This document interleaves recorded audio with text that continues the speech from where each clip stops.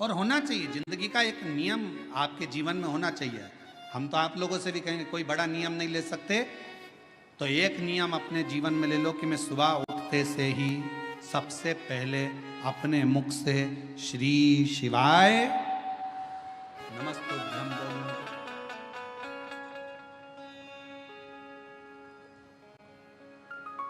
एक नियम धारण करो, कोई सा भी नियम ले लो। हो सकता है बेलपत्र का आप नियम लो और गर्मी का समय हो और बेलपत्र नहीं मिले चढ़ाने के लिए, तो हो सकता है कि नियम में कुछ गड़बड़ हो जाए। हो सकता है मंदिर जाने का नियम लो और कभी कभी घर में कार्य ज्यादा हो जाए, नहीं जा पा। पर जो अपन से संभल जाए वो नियम अपनी जिंदगी में एक लेना चाहिए। एक नियम अपनी जिंदगी में लो कि मैं ये नियम ले रही हूं कि मैं अपने जीवन में प्रतिदिन अगर सुबह ना ले पाई तो दिन में ना ले पाई तो शाम को ना ले पाई तो रात में एक बार मुख से श्री शिवाय नमस्तुभ्यं जरूर कहो। मैं पंचाक्षर मंत्र नमः शिवाय जरूर बोलूं। मैं षडाक्षर ओम नमः शिवाय का जाप जरूर।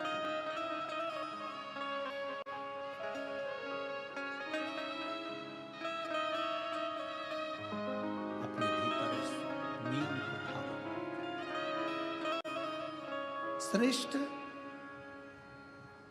बालक बड़ा हो गया, अपना नियम धारण कर रहता। जिस गांव में श्रेष्ठ बालक रहता था उसी गांव के नजदीक में 2 गांव छोड़कर एक ब्राह्मण और एक ब्राह्मणी का परिवार रहता था।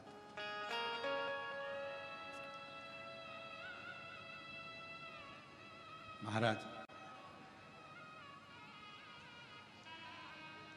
वो दोनों भगवान के बड़े उपासक थे, पर दोनों के घर में औलाद नहीं थी, संतान का सुख नहीं था।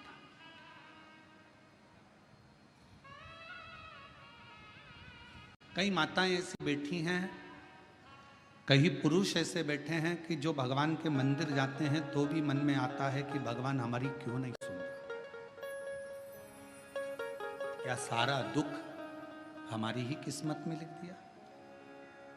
क्या सारी तकलीफ हमको ही लिख दी? नहीं।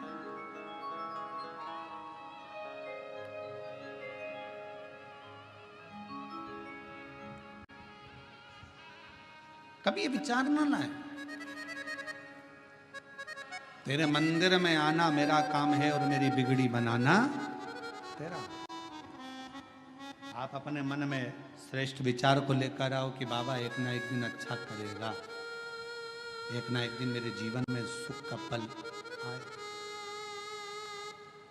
और फिर निवेदन करेंगे, आज से नवरात्रे प्रारंभ हुए हैं, 9 दिन तक।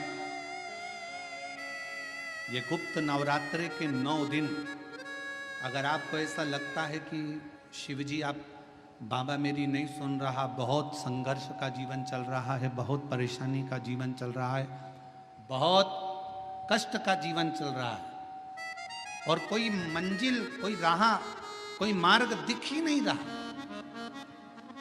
तुम्हारा कैसा भी दुख है, जो आज गुप्त नवरात्रे प्रारंभ हुए हैं 26 तारीख से, 26 जून से, आज से 9 दिन तक का एक नियम ले लो गुप्त नवरात्रे में कि मुझे शिवजी के मंदिर में अशोक सुंदरी वाली जगह पर एक बेलपत्र माँ हेमवती माता के नाम से।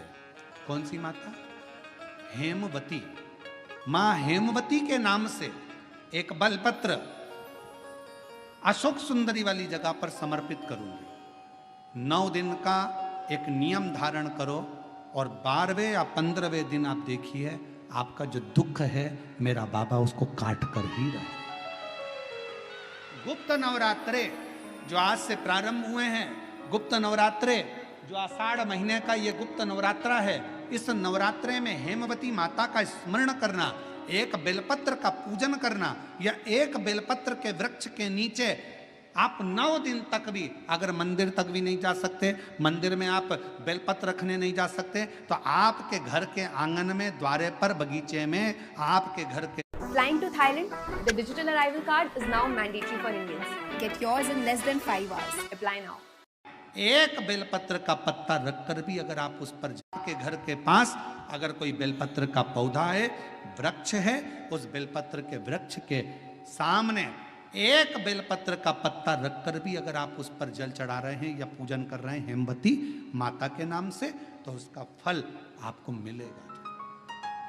और मान लो बेलपत्र का वृक्ष भी नहीं है, हम मंदिर भी नहीं जा सकते, हम कहीं नहीं जा सकते, घर से बाहर कैसे निकलें, पानी तेज है, जलवृष्टि हो रही है, बहुत सा पानी है, तो क्या करें?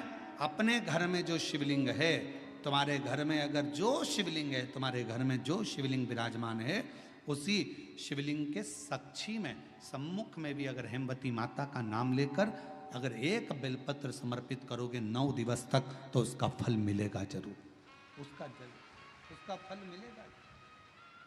फिर से बोलो, कौन माता? हेमवती। कौन है ये? शिव महापुराण की कथा कथी है, जब माता पार्वती जी हिमालय राज के घर में प्रगटी और हिमालयों की कंदरा में बैठकर मां पार्वती जी तप साधना में लीन हुई। जितनी परीक्षा भगवान शंकर ले सकते थे, शिव जी ने सारी परीक्षा ली। ब्रह्मदेव परीक्षा लेने आए, भगवान नारायण परीक्षा लेने आए, इंद्रदेव आए, सप्तऋषि आए, सारे साधु संतों को परीक्षा लेने भेजा, पर मां उन परीक्षाओं में पास होती चली गई। तब भगवान शंकर ने दर्शन देकर कहा, पार्वती आज से तुम्हारा नाम हेमवती रहेगा।